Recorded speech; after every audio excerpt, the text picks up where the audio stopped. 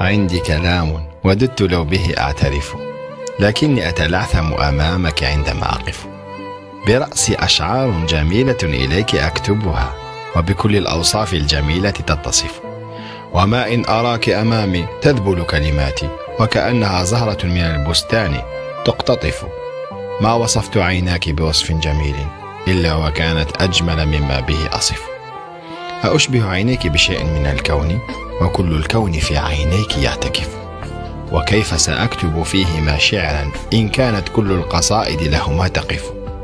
عندي كلام أسقي به حقلا، ولكن فيك كل الكلمات مني تنصرف. كنت سأهديك وصفا ببيت واحد، لكن من حسنك لم تشبع الصحف.